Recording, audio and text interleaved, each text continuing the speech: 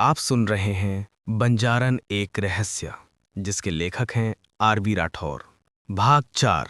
सामने कौन आया।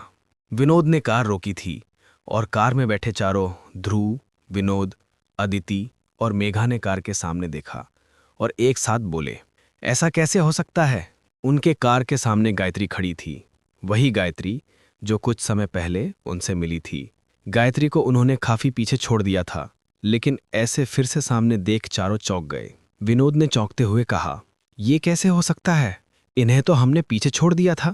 कार में पीछे बैठी अदिति और मेघा डर से कांपने लगी थी। दोनों रोने जैसी हो गई थीं। उन्होंने कुछ ऐसा देख लिया था जो पहले कभी नहीं हुआ था। रात का अंधेरा और डरावना रास्ता, और ऐसे रास्ते पर ऐसी घटना से दोनों के दिल जोरों से धड़क रहे थे। वहीं आगे बैठा ध्रुव और विनोद के शरीर में भी डर की लहर दौड़ गई थी। ध्रुव ने विनोद से कहा, क्या इनकी कोई जुड़वा बहन भी है क्या। विनोद ने कहा, नहीं, तो ये हमसे पहले यहाँ कैसे पहुंच गई। पीछे बैठी अदिति ने डरते हुए कहा, विनोद, मुझे डर लग रहा है, ये सब क्या है। मेघा ने कहा, मुझे कुछ ठीक नहीं लग रहा है। मैंने ऐसी बहुत सी वीडियो देखी हैं जिसमें ऐसे रास्तों पर अक्सर छलावा होता है और लोगों को इसी तरह फंसाकर मार देता है। मेघा की बात सुन अदिति रोने लगी और रोते हुए बोली, मेघा, डरा मत। विचारों बैठकर बात कर रहे थे, इतने में गायत्री उनके कार के पास आ चुकी थी और ध्रुव जिस साइड बैठा था उस साइड आकर कार के कांच को नीचे करने को बोल रही थी। ध्रुव कांच नीचे करने वाला था कि विनोद ने उसे रोक दिया और बोला, मैं गाड़ी चला रहा हूं, कांच मत खोलना। लेकिन ध्रुव को पता नहीं क्या हुआ था। ध्रुव ने विनोद की बात को नजरअंदाज करते हुए कार का कांच नीचे किया। यह देख कार में बैठे सभी चौंक गए, लेकिन ध्रुव के चेहरे पर एक शांति छाई हुई थी।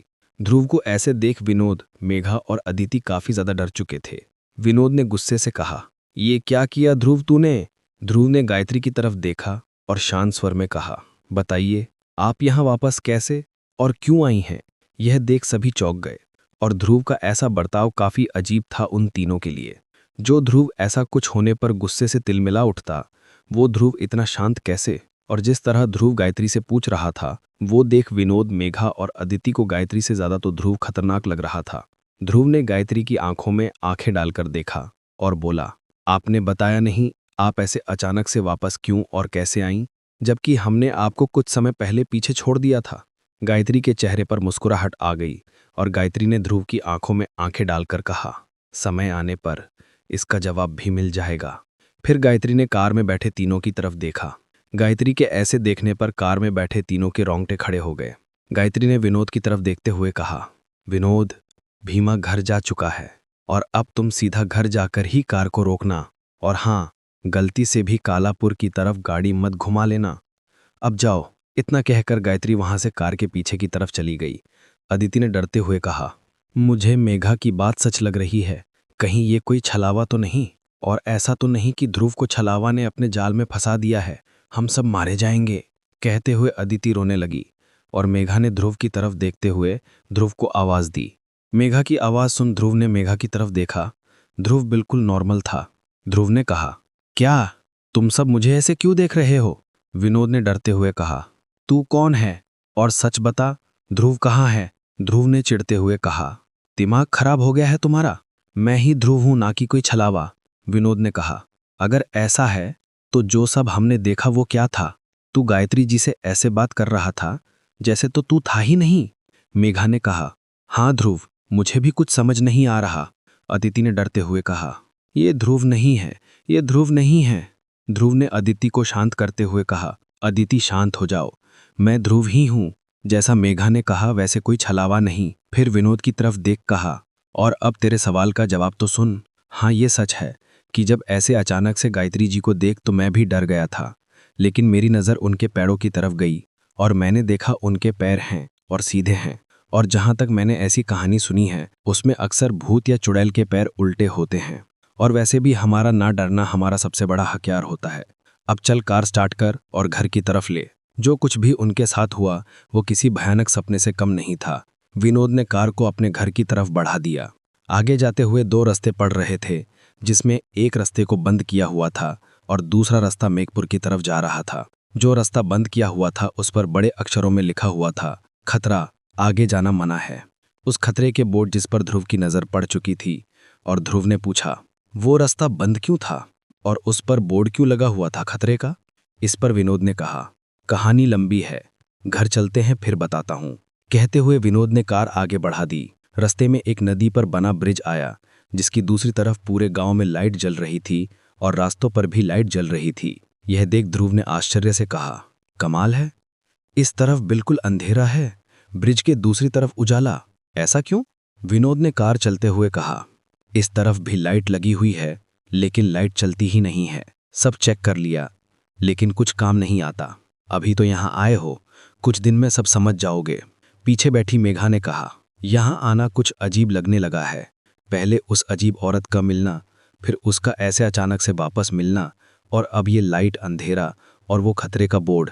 कहीं हमने यहाँ आकर कोई गलती तो नहीं कर दी?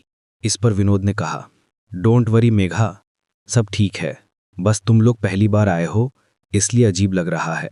और जो यहाँ की कहानी है वो शायद तुम लोगों के लिए एक्सेप्ट करना आसान भी नहीं होगा। विनोद की इस बात पर अदिति ने पूछा, क्यों, ऐसी क्या कहानी है यहाँ की? इतने में उनकी कार एक बड़ी हवेली के पास आकर रुक गई थी और विनोद ने कहा, घर पहुंच गए हैं, अभी रेस्ट कर लेते हैं, फिर पूरी कहानी भी बताऊंगा। सभी ने देखा तो कार एक हवेली के गेट पर रुकी थी। वहां हवेली दिखने में बहुत ही ज्यादा सुंदर थी। गेट के अंदर एक बड़ा मैदान, जिसके बीच से एक रास्ता और रास्ते के दोनों तरफ बहुत से छोटे छोटे फूल के पौधे और बैठने की जगह।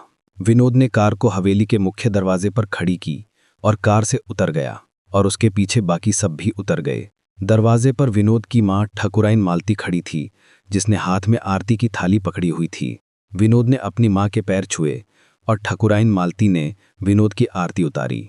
फिर विनोद के साथ आए सभी की आरती उतारी और सभी ने एक एक कर ठकुराइन मालती के पैर छुए। अदिति को देख ठकुराइन मालती ने कहा, तुम अदिति हो ना? अदिति ने आश्चर्य से उनकी ओर देखा। मालती ने फिर ध्रुव की तरफ देख कहा, तुम ध्रुव और तुम मेघा हो, क्यों, सही कहा ना मैंने? विनोद ने मुझे तुम सबके बारे में बताया था। फिर ध्रुव की तरफ देख कहा, ध्रुव बेटा, विनोद ने मुझे तुम्हारी माँ के बारे में बताया था। ये सुन ध्रुव की आंखें नम हुई थी और ठकुराइन मालती ने कहा, तुम्हें रोने या उदास होने की जरूरत नहीं है, तुम मुझे भी अपनी माँ ही समझो। कहते हुए मालती सभी को घर के दरवाजे के पास रखे एक पानी के नल के पास ले गई और चारों से कहा, पानी से हाथ पैर और मुंह धो लो। ठकुराइन की इस बात पर मेघा ने पूछा, ऐसा क्यों? आखिर गायत्री कैसे दूसरी बार कार के सामने आ गई? क्या है गायत्री का राज? और क्यों मारा हुआ था खतरे का बोर्ड? और क्यों रहता है अंधेरा नदी के दूसरी तरफ? आप जानेंगे अगले भाग में। अगले भाग के लिए चैनल को सब्सक्राइब करना ना भूलें।